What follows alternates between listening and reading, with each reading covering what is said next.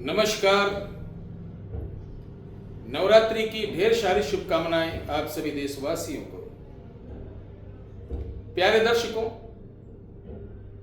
हम वही लाते हैं, वही बताते हैं जो पूर्ण रूपेण परीक्षित हो, आजमाया हो या सिद्ध साधकों द्वारा कई बार का प्रयोग किया गया हो।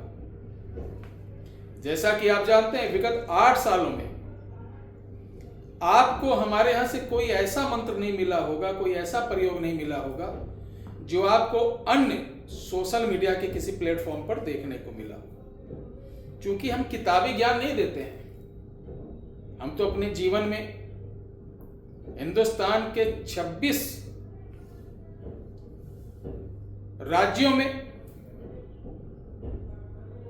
घूमने, तंत्र शोध के उद्देश्य जो मुझे प्राप्त हुआ, जो बुजुर्गों की सेवा की, संतों की सेवा की, सिद्ध पीठों पर रहकर बहुत सारे हमारे ऐसे ऐसे साधक जिनको कोई जानता पहचानता नहीं था, वो आवाम से, लोगों से दूर रहते थे, अपनी पहचान छुपाते थे।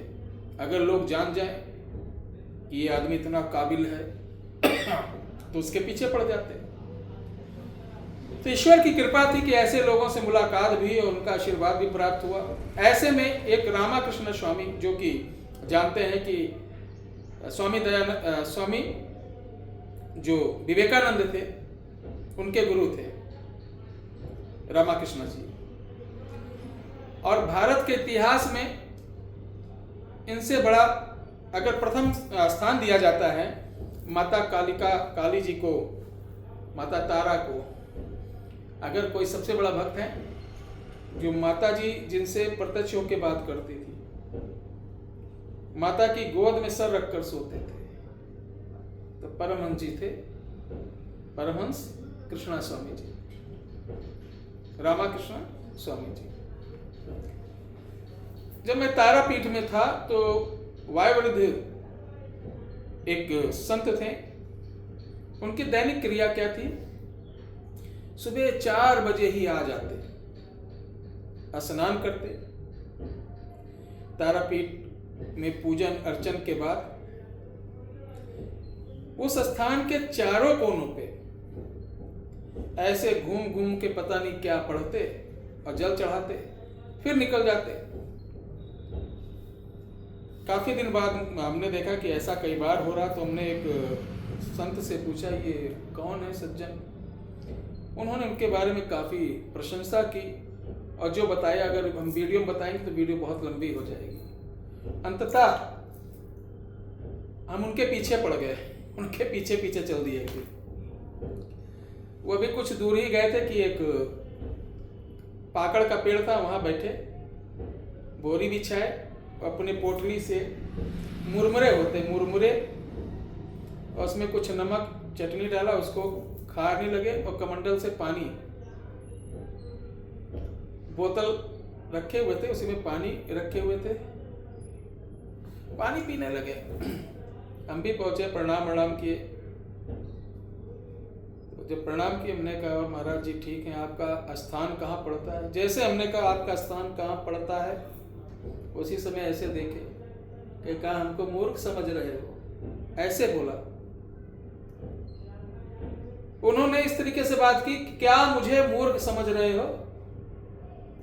3 दिन से तुम मेरी रैकी कर रहे हो, मुझे यानी देख रहे हो।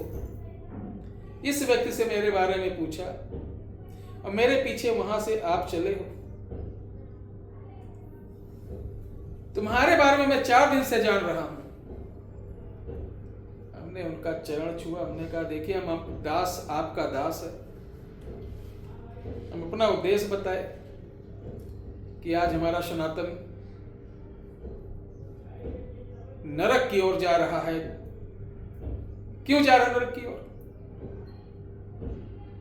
सनातन को नरक की ओर ले जाने वाले सनातनी हैं आज के युग में। बड़ा अफसोस होता है जब सनातन के बच्चे, बहू, बेटियां जाके मजारों के चक्कर लगाती हैं, अपने देवी देवता को भूल जाती हैं, अपने पिंड को भूल जाती हैं, ये वीडियो थोड़ी सी कड़वी लग सकती, क्योंकि जो आदमी सत्य बोलता है ना वो कड़वा होता है।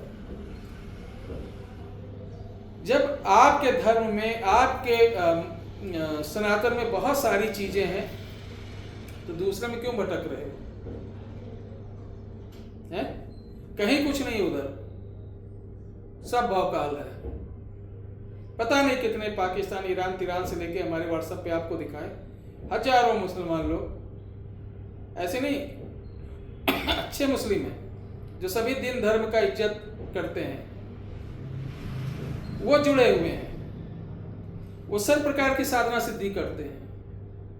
हमने कहा भाई तुम्हारे धर्म में तो अच्छी अच्छी चीजें वहां देखो, और ये शरीयत के खिलाफ भी है।